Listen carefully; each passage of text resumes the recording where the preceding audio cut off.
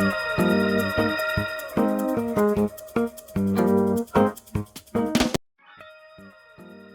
అండి, memories with Lakshmi channel నుంచి ఈరోజు వంకాయ బజ్జీ చేస్తున్నాను.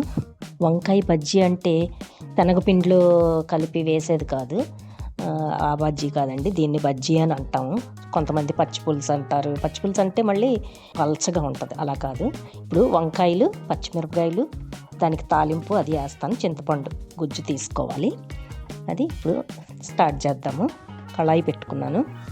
వంకాయలు కోసుకుని పక్కన పెట్టుకుని నూనె వేసుకుంటున్నాను. ఇప్పుడు కళాయిలో నూనె కొంచెం వేడైన తర్వాత అప్పుడు వంకాయలు వేయంగానే కొంచెం పైకి వస్తుందని మూత పెట్టాను. ఇప్పుడు ఉప్పు వేసుకున్నాను.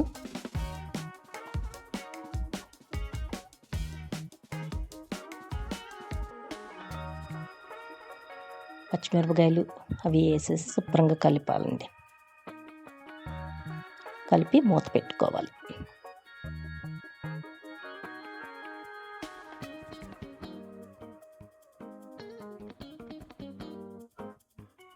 మగ్గిపోయినాయండి. మగ్గినవి చక్కగా మెత్తగా కొంచెం సేపు మగ్గితే మళ్ళీ మూత పెట్టి ఉల్లిపాయ ముక్కలు కోసుకుంటాం. అందులో ఉల్లిపాయలు వేస్తే చాలా టేస్ట్ వస్తుంది. ఉల్లిపాయలు చిన్న ముక్కలు కోసుకొని ఒక దగ్గర పెట్టుకొని పక్కన మళ్ళీ ఒకసారి మూత తీసి చూసుకుందామండి. ఈ బజ్జీ ఎవరైనా చేశారో చెప్పండి ఒక కామెంట్ బాక్స్లో. ముందు జీలకర్ర వేసాను, తర్వాత వేగించుకున్న వంకాయలు, పచ్చిమిరపకాయలు వేసి చేత్తో అంటే కొంచెం కారం చేతులకు మంట పెడుతుంది కదా. ఇందాక ఉప్పు వేసాను కానీ మళ్ళీ కొంచెం ఉప్పు వేసాను.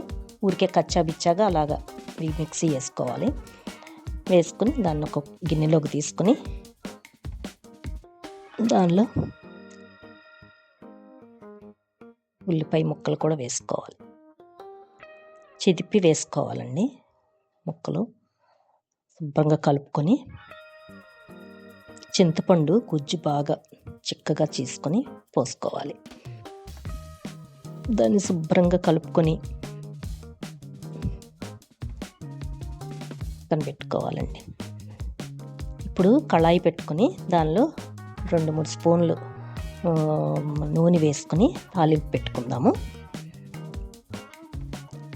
ఎండుమిరపకాయలు వేసాను. దానికి తాలింపు గింజలన్నీ శనగపప్పు, మినపప్పు, ఆవాలు, జీలకర్ర అన్నీ వేసుకుని వేయించుకోవాలి. కాస్త వేయించుకున్న తర్వాత కొంచెం కరివేపాకు వేసి కొంచెం మూత పెట్టాలి. ఎందుకంటే చిందుతుంది కదా పైకి, అందుకని మూత పెట్టి తీసి చక్కగా తాలింపు వేసుకోవాలి.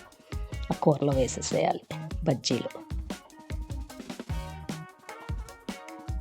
ఇది మా చిన్నప్పటి నుంచి ఇది తెలుసండి. ఇది నేను టేస్ట్ చేసి చూపిస్తాను మీకు. కొంచెం నెయ్యి తగిలించుకుంటే దానికి ఇంకా అది వేరే లెవెల్లో ఉంటుంది. చాలా బాగుంది. నేను తిని చూపించాను చూడండి. మీరు కూడా చేసుకుని మా ఛానల్ సబ్స్క్రైబ్ చేసుకుని కామెంట్లు చెప్పండి. లైక్ చేయండి, షేర్ చేయండి. తప్పనిసరిగా ఛానల్ సబ్స్క్రైబ్ చేసుకోండి. థ్యాంక్ యూ అండి.